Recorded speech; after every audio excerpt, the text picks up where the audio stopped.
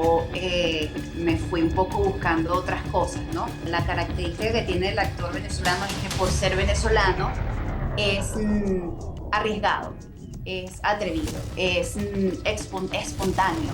No hay papel pequeño, Ujú. hay actor pequeño. O sea, yo no estoy buscando solo ser el papel protagónico, ¿no?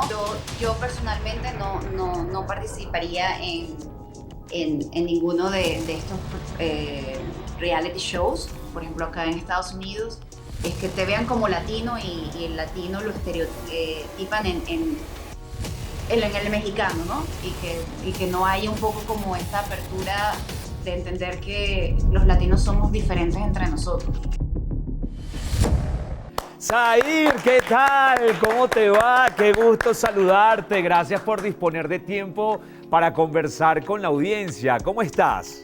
Muy bien, gracias a ti, a todo el equipo de Canal I por la invitación. Me encanta siempre venir a conversar con ustedes y compartir con la audiencia. Qué bonito. Bueno, nos conectamos contigo. Estás justo ahora en la ciudad de Nueva York. Gracias a la tecnología, pues podemos hacer este contacto para, no sé si llamarlo reencuentro, acercamiento nuevamente al público venezolano. Bueno, creo que reencuentro no, porque estás en las redes y por ahí siempre estás en constante comunicación, pero ¿cómo te sientes siempre que tienes la oportunidad de conversar, hacer una entrevista para el público venezolano? Bueno, siempre es muy rico hablar con la gente de casa, siempre hace falta, ¿no? Y bueno, tiene un valor muy especial, sobre todo cuando uno está lejos de casa. Entonces, conectar con la audiencia, no solamente con mis redes, que son un poco más internacionales, ¿no? Y las redes en general son como para todo el mundo, pero sentir que entro ahí a la casita un rato a través de las pantallas de Canal I me llena de mucha emoción. Genial, Zair, ¿qué tal? ¿Cómo está Nueva York? ¿Cómo se vive en la distancia? O al menos, ¿cuál es tu caso? ¿Cómo lo has experimentado tú? Bueno, está frío, ahorita es invierno y está frío y yo soy una persona del trópico, de Caracas, del clima rico y agradable, así que el frío me pega, no es mi época favorita del año, pero bueno, también es lindo apreciar todos los cambios de las temporadas y bueno, cómo pasamos de invierno a primavera, verano, otoño, etcétera. Nada, yo tengo ya muchos años siendo oficialmente una inmigrante, entonces un poco ya creo que es como parte de mí, ¿no? Parte de lo que soy. Yo me fui de Venezuela primero a Colombia, después de Colombia estuve en México, después vine a Nueva York, después estuve en Los Ángeles, México. He estado yendo y viniendo mucho entre Nueva York y México y estoy ahorita otra vez en Nueva York, que es como un poco mi segunda casa, ¿no? Mi casa fuera de casa, ¿no? Entonces sí, bueno, ¿cómo se vive? Pues nada, como con una mezcla de culturas, con muchas nostalgias, pero que te permiten también como apreciar cosas que quizás antes dabas por sentado, ¿no? Y eso también es bonito.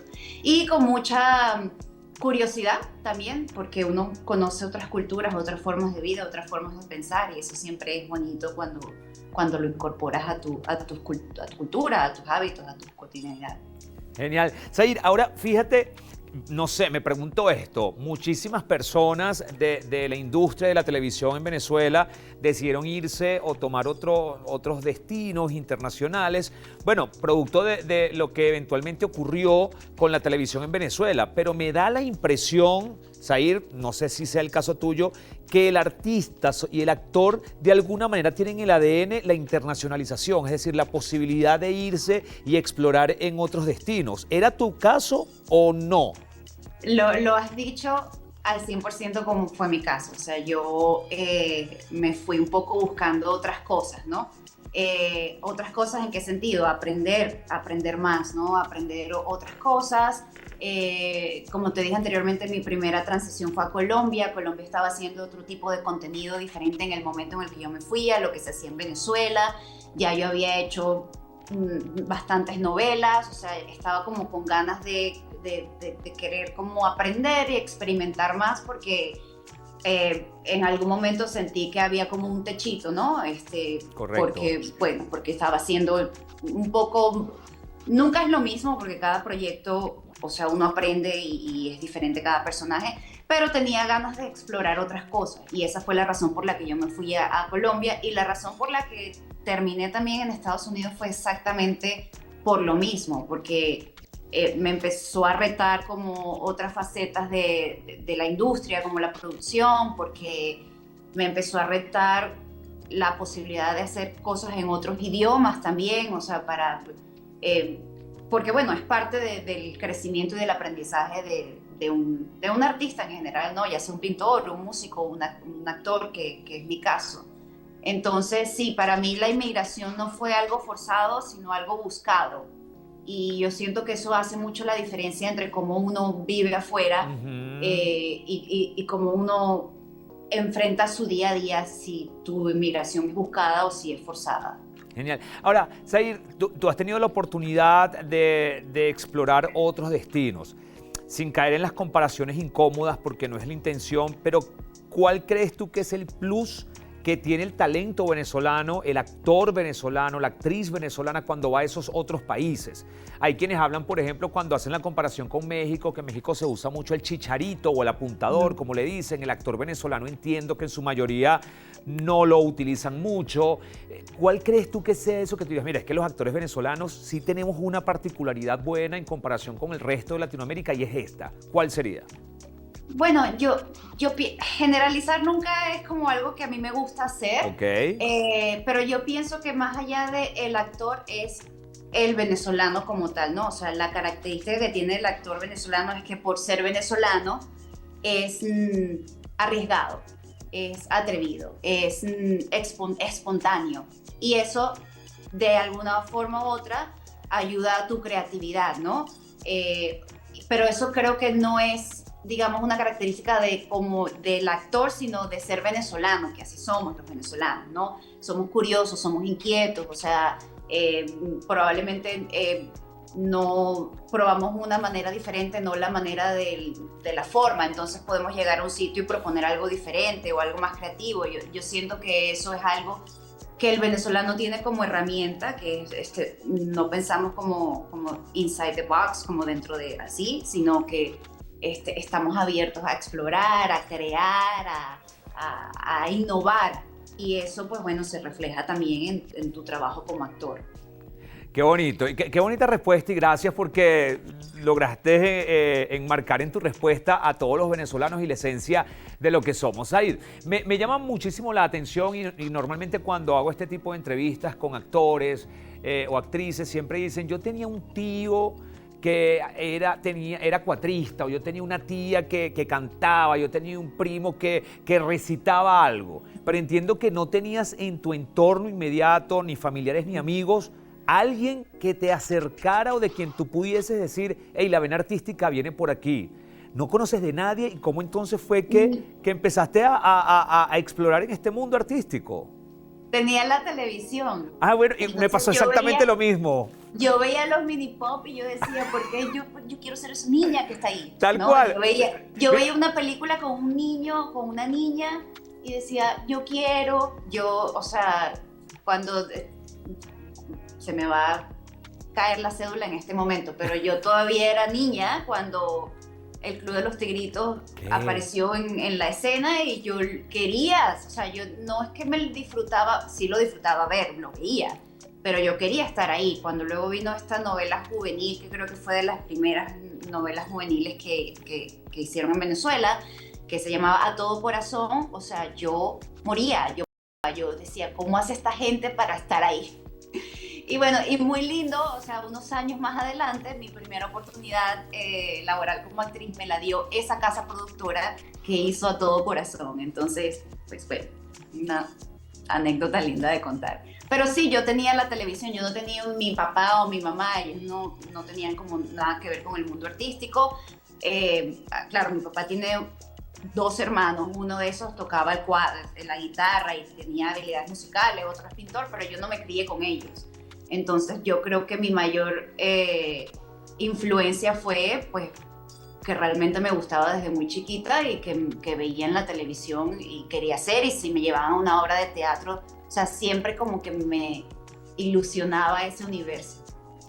Zair, mira, se nos cayó la célula a los dos y seguro que a alguien que nos esté viendo por allí, porque mencionaste los mini pop, el Club de los Tigritos y A Todo Corazón, y eran las series y el mismo sentimiento que tenías tú lo tenía yo. Decía, yo quiero estar ahí, y yo decía, yo puedo hacer eso. Tenía la certeza de que yo podía estar en televisión. Después supe que no como actor, respeto profundamente a los actores porque es una profesión bien compleja y muy bonita, pero yo no soy actor, yo soy conductor de televisión y aquí es donde estoy, pero sabía que yo podía estar en la televisión.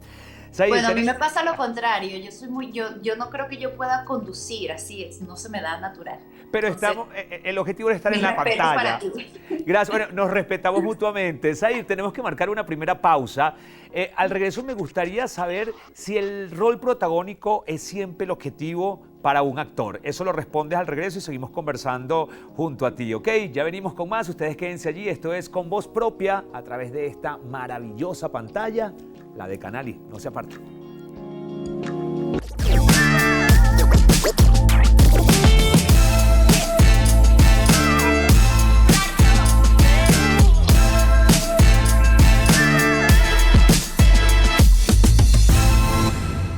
Venezuela, estamos de vuelta con muchísimo más. Esto es Con Voz Propia. Gracias por regalarnos el privilegio de su tiempo. Recuerden que descargando nuestra app disponible para iOS y también para Android, pues podrán disfrutar de este y todo el contenido de nuestra planta televisiva. Seguimos esta grata conversación junto a Zair Montes, quien se conecta con nosotros desde la ciudad de Nueva York, en los Estados Unidos. Y antes de ir a la pausa, le preguntaba, ¿el objetivo de todo actor es tener un rol protagónico dentro de una historia?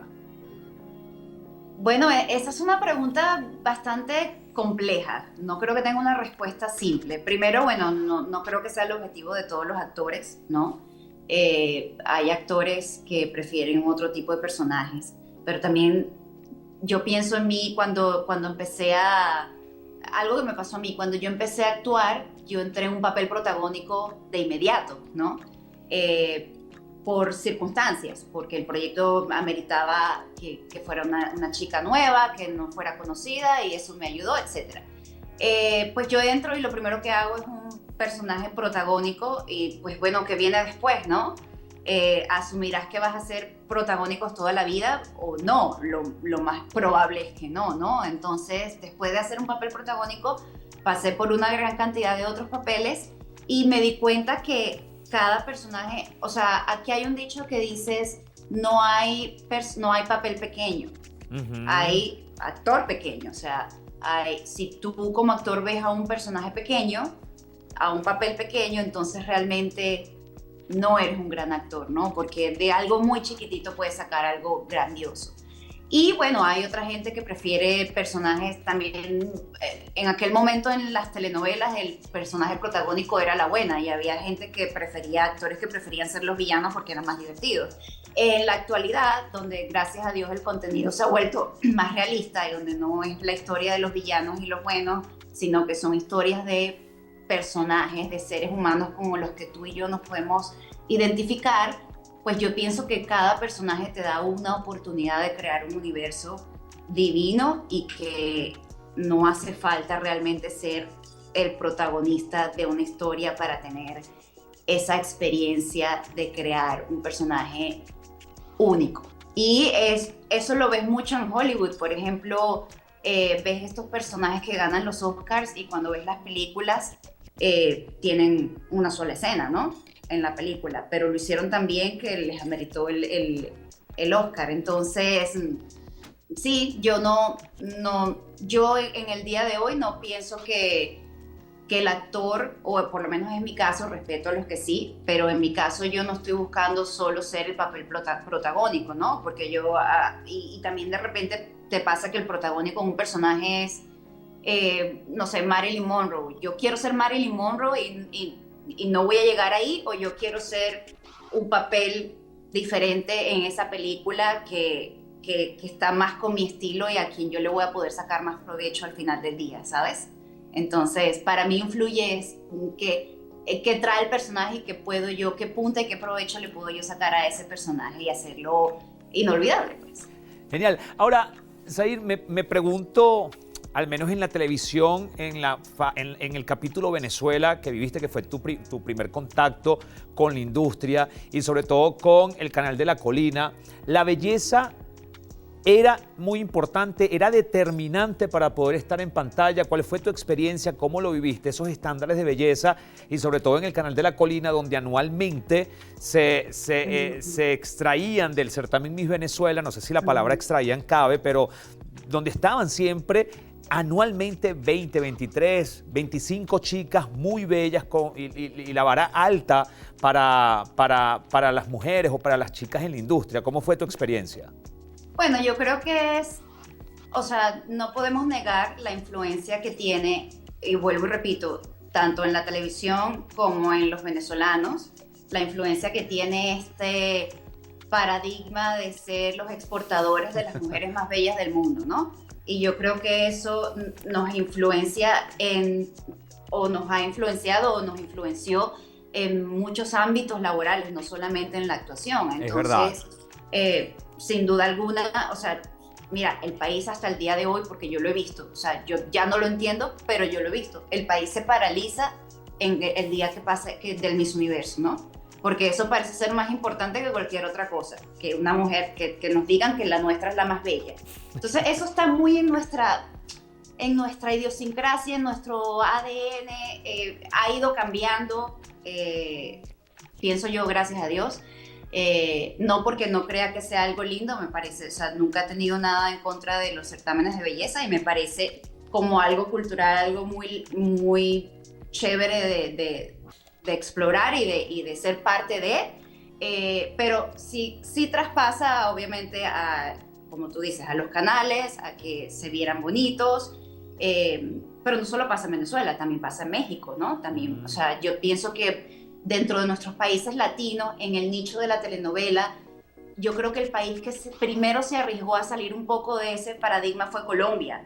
Correcto. Cuando hizo cosas como Betty la Fea, cuando hizo cosas donde la belleza, donde el narizón que era el protagonista, ¿me entiendes? O sea, cuando esas cosas, o sea, yo creo que Colombia fue el país que se fue deslastrando un poco más rápido del tema de que todos tenían que estar bajo un canon de belleza, pero por muchos años una mujer que no fuera tan delgada no iba a ser la protagonista, iba a ser la amiga de la protagonista, y eso lo vivimos todos y lo vimos y lo hemos visto, no solo yo como actriz dentro de ese universo, sino la audiencia como televidente.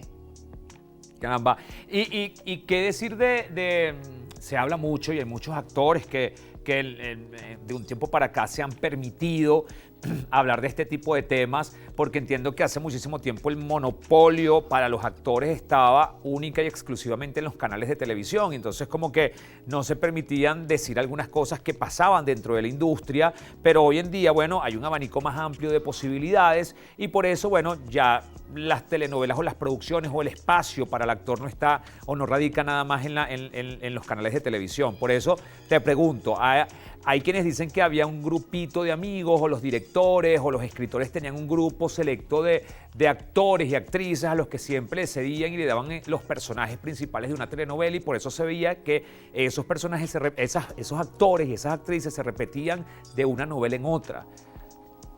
¿Cómo lo ves tú? Bueno, mira, ¿O crees que haya sido así? Insisto, eso siempre está y está en todos los...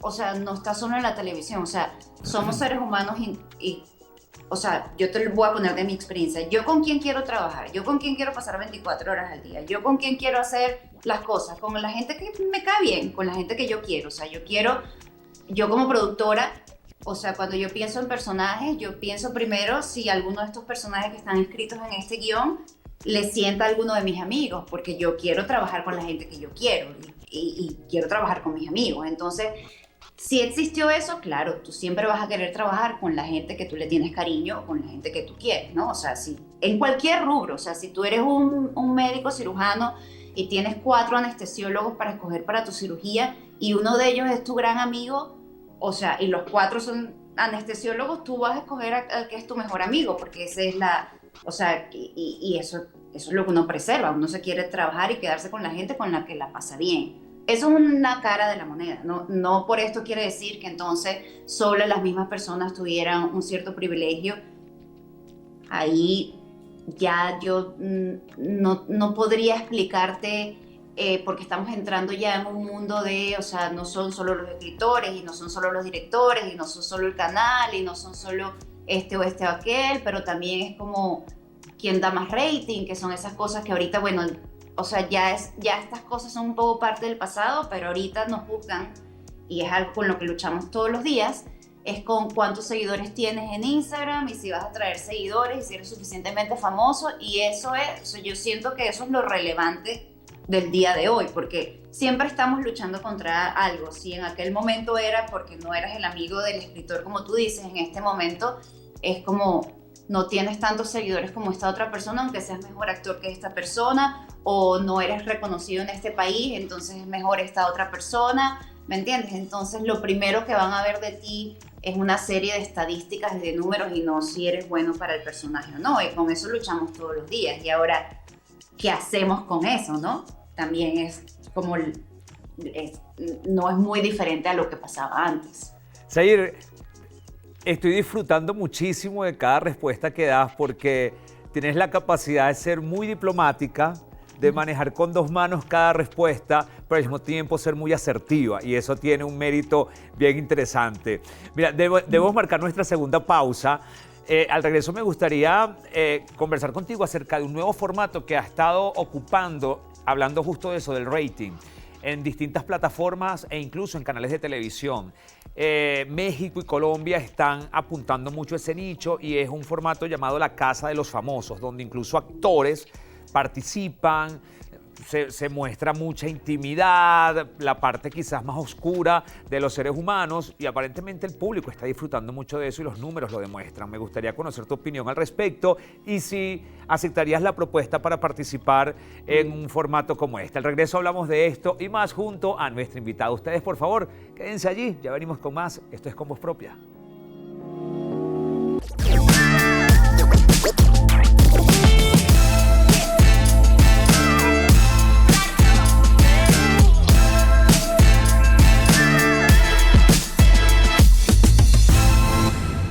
Venezuela, estamos de vuelta con muchísimo más. Esperamos que estén disfrutando tanto como nosotros de esta maravillosa entrevista, una conversación que tenemos en la distancia, pero que pareciera que estamos aquí de tú a tú conversando junto a nuestra invitada. Antes de ir al corte hablábamos de los nuevos formatos que existen en la televisión. Hay uno que se ha popularizado mucho, las redes sociales están teniendo muchísimas reproducciones con clips de este formato. Se conoce en la mayoría de los países como La Casa de los Famosos. Hay una en México, hay una en Colombia, hay una que transmite la cadena Telemundo. Y primero quiero pulsar tu opinión acerca de este tipo de formatos, donde los actores pues muestran un poco más de su personalidad, de lo real y entre comillas, porque a veces creo que también hay un poco de ficción. Y segundo, si tú participarías en un proyecto de este tipo. Bueno, este es otra vez, voy a botar la cédula al suelo otra vez. Pero ¿verdad? Pues, no ya es sé lo un que vas a formato decir. nuevo. O sea, esto ya viene, yo no sé si tú recuerdas cuando, yo no me acuerdo cómo se llamaba, pero cuando empezó como la ola de los reality shows, que empezó con este show internacional que se llamaba Big Brothers, y después empezaron a replicarlos en todas partes del mundo, y lo primero que creo que nosotros vimos dos en Venezuela. Uno que era como que los ponían en una selva o en cosas como súper complicadas, no me acuerdo cómo se llamaba ese, y el otro era de buscando los protagonistas de una novela. Protagonistas ¿no? de novela, que por cierto nunca protagonizaron nada. Que por cierto no protagonizaron nada. No sé, yo no sé qué dirían las letritas chiquitas del contrato de ellos, pero bueno. Pero pues es un formato que no es nuevo, ¿no? Que viene, o sea, que ha variado en formas y colores, pero al final de cuentas es lo mismo. O sea, sí, te atajo allí rapidito porque la diferencia era que en ese momento los que formaban parte, por ejemplo, de protagonistas de novela no eran famosos, eran personas de a pie que fueron, asumo que una especie de casting y entraron. En este caso, La Casa de los Famosos, hemos visto a personas como Laura Bozzo, incluso Mimi Lazo y Scarlett Ortiz en un momento hicieron algo en los Estados Unidos parecido, es decir, personas que ya tienen fama y reconocimiento, Alicia Machado, y han participado en este tipo de formatos. Sí. Tú ¿aceptarías que te llamaran a uno? ¿Bajo qué condiciones? ¿Cómo lo ves? ¿Te agrada? ¿No te agrada? ¿Te parece que, no sé, a veces Mira, siento... no es mi estilo, no es mi Ok. estilo la verdad y, o sea, yo personalmente no participaría en ninguno de estos reality shows. He escuchado mucho como, primero, el concepto en general y por eso yo traía a relucir otro tipo de reality shows. El concepto es que un grupo de personas van a estar en una situación, ya sean encerrados en una casa o en una situación extrema en la selva o en el desierto, o tienen que sobrevivir, o tienen que luchar, o tienen que conquistar. O sea, hay un objetivo para este grupo de personas, entonces lo primero que hay es una rivalidad entre todas estas personas, ¿no? Ese es el concepto principal de un reality show, porque alguien va a ganar, porque alguien tiene que sobresalir, entonces alguien tiene que derrotar a toda esta gente para ganar. Y entonces aquí entramos en el tema o sea, de la sobrevivencia humana, de la sobrevivencia del más fuerte en un contexto donde realmente no hay un peligro como tal, sino que se está creando esta atmósfera de peligro, de rivalidad o de lo que sea pues para que la audiencia se entretenga, ¿no? Y en eso, porque no es del todo lo que yo tengo entendido, hay un cierto formato y hay un cierto guión y he escuchado que le preguntan a la gente en las entrevistas iniciales cuáles son tus peores fobias, porque en algún momento te van a enfrentar con esa fobia para sacar lo peor de ti, ¿no? O porque lo interesante como tal el problema no es de la gente que participa, sino de los que están atrás haciendo que eso tenga rating. Y es que si todos viven en armonía y comparten, como podríamos de pronto tú y yo sentarnos a un café sin ningún tipo de problema, eso no sería interesante, no sería amarillista suficiente para atraer el morbo de la audiencia, que es aquí a lo que estamos o sea, lo que están buscando. Para mí un reality show, desde el nivel creativo de los productores o de los escritores o del concepto como tal, es como los periódicos amarillistas. Necesito engancharte con algo que sea malo o que sea súper exagerado para que tú vengas a ver. Y el problema aquí, y por lo cual yo no sería parte, es porque entonces usamos la experiencia humana y al actor o a la persona, no tiene que ser el actor, ¿no? Y usamos sus vulnerabilidades para sacar provecho de eso o los ponemos en situaciones en las que los encuentres en un mal momento y todo el mundo vea lo peor de ti en ese momento y por eso te juzguen. Entonces, me parece un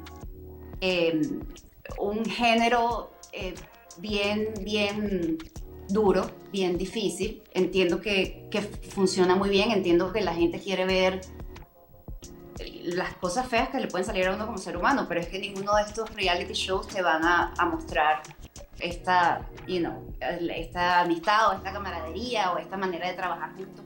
Eso no va a pasar, o sea, ellos Sí. están ahí puyándote para que salga algo no tan agradable de ti, ¿no? Como ser humano, y esa es la razón por la cual no me gusta a mí, por lo general, este tipo de género, porque al final de cuentas tú entras ahí, tú no controlas lo que está pasando alrededor. Correcto. Tú no tienes control de nada, tú estás siendo parte de un juego, ¿no? Un poco mayor, que es el juego de entretener a la audiencia generalmente, no siempre, pero generalmente de maneras no tan positivas. No deja de sorprenderme, al menos a mí, no sé si a ti, la capacidad, no, el interés y el morbo que siente la mayoría de las personas por lo negativo de los demás y no quizás por lo positivo. Pero bueno, es así. Ojo. Así estamos, Sí.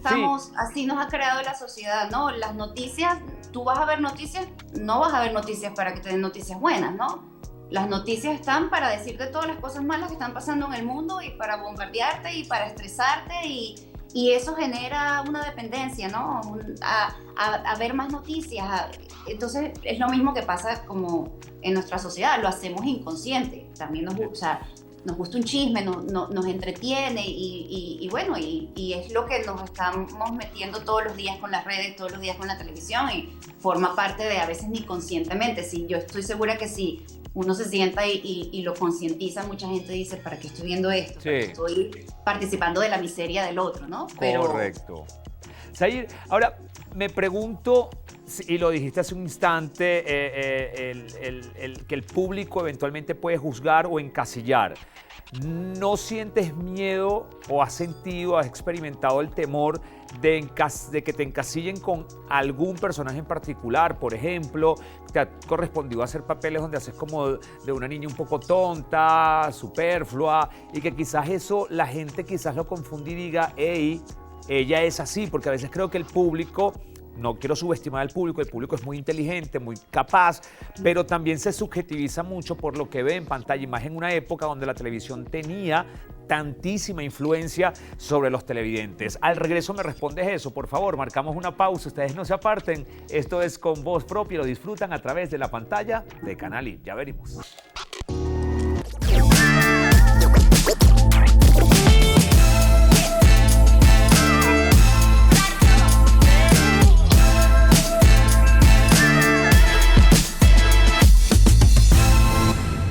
Venezuela, estamos de vuelta con más. Esto es Con Voz Propia.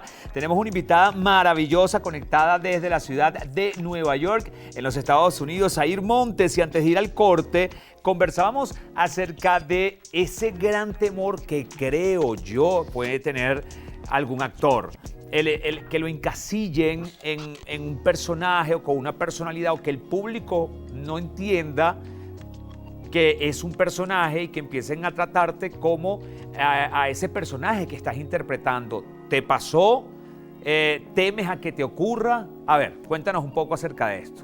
Mira, siento que no me pasó, o si me pasó, o si el público tuvo alguna percepción de cómo era yo pasado a mis personajes, no me di cuenta, lo cual está bien. Pero tuve la bendición de tener en Venezuela personajes que eran muy distintos unos de los otros. Como te digo, el primer personaje que yo hice, pues, era una niña un poco autista, o sea, que no hablaba durante la primera mitad de la telenovela. Después hice una niña anoréxica superficial. Después hice a una ciega, ¿no? Que también era buena, pero también hice un personaje de villana de una novela que no fue tan famosa, pero era una super villana, recuerdo, con Carlos Cruz. Entonces, si bien es cierto que siempre tuvo la tendencia de tener personajes que eran como de niña buena, eran muy diferentes entre ellos. Y una vez que salí de Venezuela, pues me ha tocado hacer tantas cosas tan diferentes que o sea, ahora que hay tantos formatos, ¿no? Ahora que hay tantos medios, tantas cosas, o sea, siento que me pasa mucho menos, ¿no? Siento que quizás ahorita el reto es no estar encasillado como cuando estás en el mercado internacional, en el mercado, por ejemplo, acá en Estados Unidos, es que te vean como latino y el latino lo estereotipan en el mexicano, ¿no? Y que no hay un poco como esta apertura de entender que los latinos somos diferentes entre nosotros, que los mexicanos son diferentes de los venezolanos, de que no todos somos, bueno, de que yo soy rubia y soy latina, que eso a veces no lo entienden todavía. Entonces ahorita es como una lucha un poco más internacional en ese sentido, en el sentido de poner el pie aquí, yo creo que todos los latinos que trabajan en Estados Unidos lo estamos haciendo por necesidad, o sea, y es como, aquí estamos y somos diversos y somos rubios, morenos, con facciones así, con facciones asado, pero somos CEOs, somos dueños de empresas, no solo somos el inmigrante indocumentado, o sea, somos muchísimas cosas más de las tres cositas en las que tú ves a los latinos siendo interpretados en Hollywood, por ejemplo. Ahora, Zahir, mira esto que siempre me ha llamado muchísimo la atención con relación a los actores. Obvio, bueno, no sé si obvio, pero asumo que para muchos actores, incluso para ti, tener papeles que marquen un antes y un después en la televisión, en el cine o en el teatro, creo que puede ser uno de los grandes objetivos. Bueno, saber que tu personaje trascendió, que se convirtió en algo muy popular. no sé si eso también representa un límite para la carrera profesional de un actor. Te pongo en contexto, te explico. Por ejemplo, la que interpretó a Betty la Fea luego de ese papel, pareciera que nada lo va a superar, entonces como que se quedó allí y va a ser recordada siempre como Betty la Fea, y es una gran actriz, pero creo que ese personaje arropó todo lo que ella podía hacer, o el que interpretó a Pablo Escobar en una de estas populares series colombianas, y así muchísimos. ¿No crees que resulta paradójico querer tener un personaje como ese, pero al mismo tiempo que pueda ser el fin de tu carrera, porque bueno, ya ese personaje queda la vara muy alta para superarla? Sí, sí, y eso pasa mucho. Yo no tengo una respuesta absolutista de cómo hacer para que eso no pase, pero viene a mi mente el actor americano Matthew McConaughey, que, bueno, él se ganó el Oscar, su primer Oscar se lo ganó no recuerdo el nombre de la película, pero era una película donde él hacía un boxeador. Pero esto pasa un momento en su carrera y te quiero poner en contexto, él venía de ser un hit tras hit tras hit en comedias románticas y ya él estaba encasillado en ese género y todo lo que le llegaban eran millones de dólares comedia romántica, y el tipo un día dijo: yo no quiero hacer más esto, yo quiero probar otros personajes, y decidió no aceptar ninguna comedia romántica en su carrera hasta que llegara un rol que fuera diferente, y pasó como 3 años sin trabajar. O sea, nadie más lo llamó, la gente se olvidó de él. O sea, literal, el tipo se tuvo que reinventar, ¿no? Y creo que lo que pasa, o la clave de cuando uno hace uno de estos tipos de personajes, es poderte reinventar después. ¿Cómo se reinventó él? Decidió él ponerse las pilas, remangarse las mangas y producir esta película. Le tomó 3 años más, logró el financiamiento, la hizo, no trabajó en nada más, tuvo que pagar un precio por eso, pero logró salir de ese encasillamiento en el que lo tenía una industria, ¿no? Entonces, no sé cuál fue la situación con actores como tú bien lo mencionas, Betty la Fea, que tampoco recuerdo si han hecho algo más trascendental, supongo. Fíjate, que no. por eso, fíjate que acabas de responderlo. No recuerdo si han hecho, o sea, Sí. no lo recordaba. Y yo te he dicho, mientras te hacía la pregunta, decía, es posible que hayan hecho otra cosa, pero no lo recordamos o difícilmente. No lo recordamos, exacto. Pero no sé cuál ha sido su... Porque hay gente también, y es válido también, que pues no estoy diciendo que sea el caso de ella, no tengo ni idea, pero que le gusta ese éxito y que, bueno, tan es así que puedes vivir de ese éxito toda tu vida. Y bueno, ahorita lo que sí sé es que ella hizo otra versión de Betty la Fea ahorita, ella, que está en Netflix. Sí. Entonces, o sea, no sé cuál es su... Creo que depende también de lo que busca el actor en su carrera, ¿no? Hay actores que buscan fama solamente, y que está bien. Si esa es la opción y si eso es lo que quieres, pues sí. Si te quedas siendo famoso de un gran personaje, pues para ellos va a ser mucho mejor que hacer 500 que fueron, ¿sabes? O sea, creo que depende de cada quien. Sí es un reto, pero sí creo que pues está en el actor o la actriz o el artista la capacidad que tenga para reinventarse. Y creo que es algo que ahorita todos los actores de mayor o menor magnitud es lo que estamos haciendo día a día. O sea, nos estamos reinventando. Cuando en el momento en que llegó Instagram y que en el momento en que llegó el self-tape, en que tú no vas a una audición o un casting, ya tú tienes que hacerlo, filmarlo desde tu casa, pero para filmarlo tú tienes que saberlo editar, tú te tienes que iluminar. O sea, nos ha tocado reinventarnos de todas las formas, nos ha tocado crear nuestra propia marca, por así decirlo, tener presencia en redes sociales, nos ha tocado tantas cosas, porque como es el mundo, la globalización y nuestra industria cambia día a día, pues yo pienso que la palabra clave de todo artista el día de hoy, en el 2025, es reinventarse una y 1000 veces. Es así. Zair, has dicho que hay actores que buscan fama, otros que buscan, digamos, reconocimiento, que parece fama o está muy ligado a la fama, otros que buscan quizás retos. ¿Qué buscas tú? ¿En qué momento de tu carrera y de tu vida profesional te encuentras? Lo respondes al regreso. Ustedes no se aparten, ya venimos con más. Esto es Con Voz Propia y lo disfrutan a través de Canal I.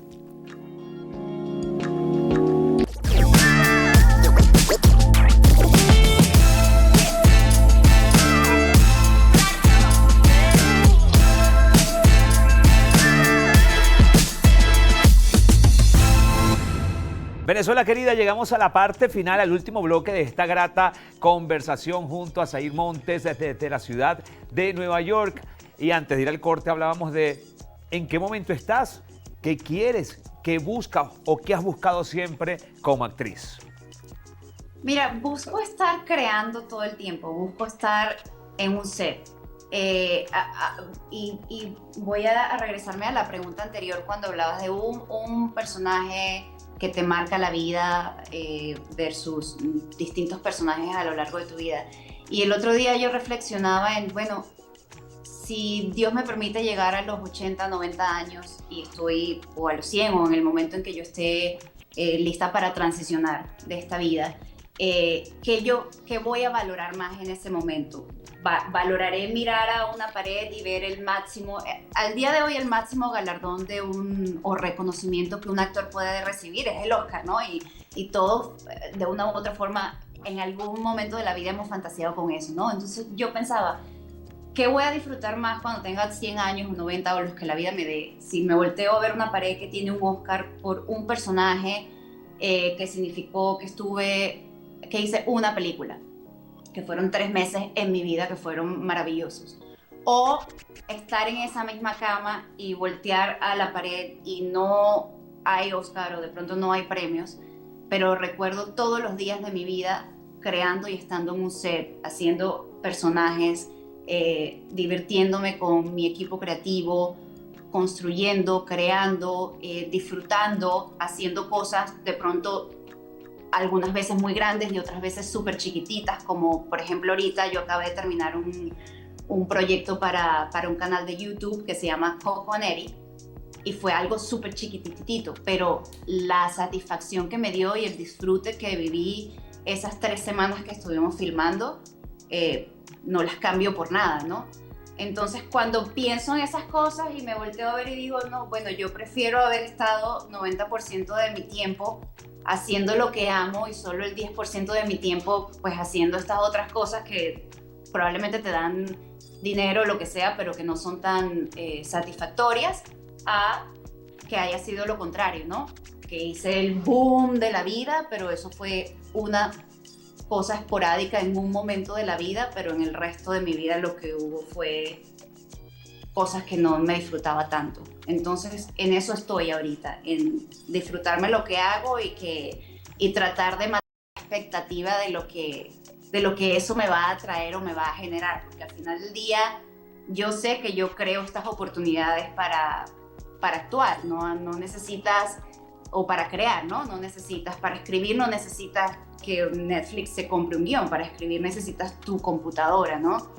Y lo mismo, para actuar no necesitas que te llames Steven Spielberg, para actuar de pronto necesitas tu red social y montar un monólogo o tu canal de YouTube. Entonces, en eso yo quiero estar creando y disfrutando de lo que amo hacer todo el tiempo, o la mayor parte del tiempo. Qué bonito, qué bonito. Sabes que siempre digo que de cada entrevistado, de cada conversación que tengo con los invitados, siempre aprendo muchísimo. No tienes idea de la lección que me estoy llevando con esa píldora en este instante, y estoy seguro que algún televidente o alguien que nos esté viendo en diferido a través de nuestro canal de YouTube o a través de nuestra app, pues está conectado con eso que acabas de decir, y a lo mejor necesitaba escuchar eso para decir, hey, es verdad, debo disfrutar lo que tengo en este momento. Y hay personas que lo confunden con conformismo, y no es conformismo, es disfrutar lo que vives mientras llega lo que estás buscando o lo que esperas.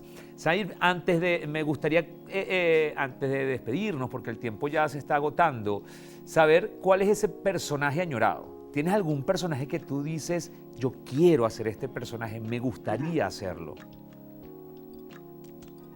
Mira, no, o sea, yo siento que todo personaje que no he hecho todavía es algo que quiero hacer. Qué buenas ahorita, respuestas, ejemplo, vale.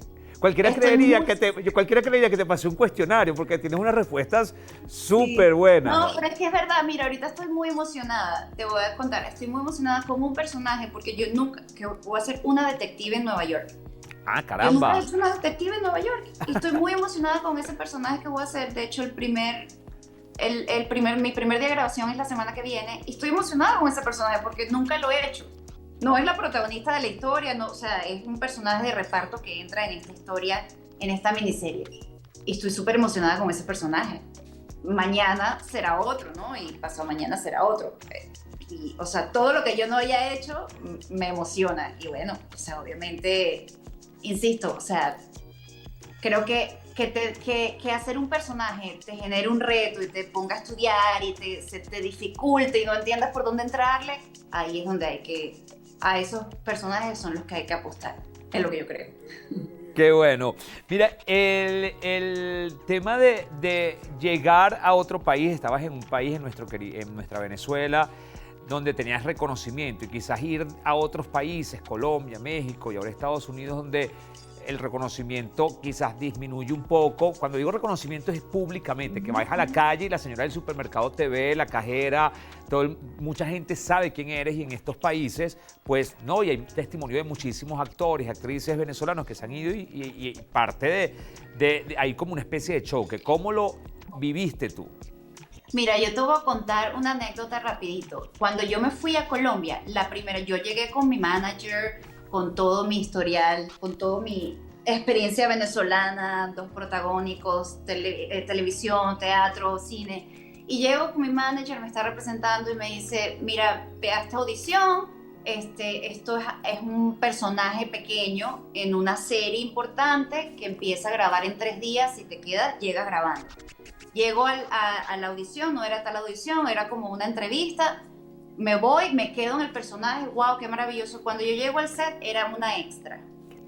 O sea, era un evento, era una serie, no recuerdo de qué era, pero yo era parte esta chica participaba como un evento de Misses y yo era parte de una de esas Misses en ese evento.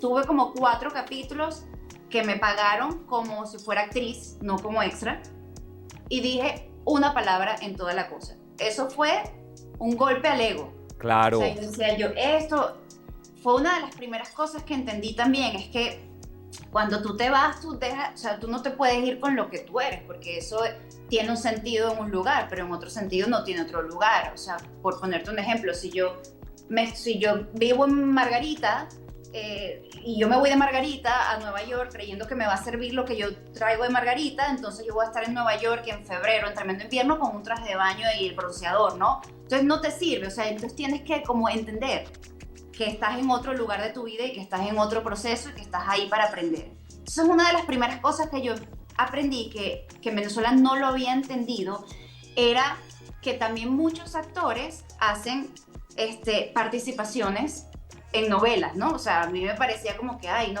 vino a ser 2 capítulos en la novela nuestra, eso no lo aceptaba demasiado. Y cuando llegué a Colombia eran las grandes figuras, participaban en 2 capítulos en una serie, ¿no?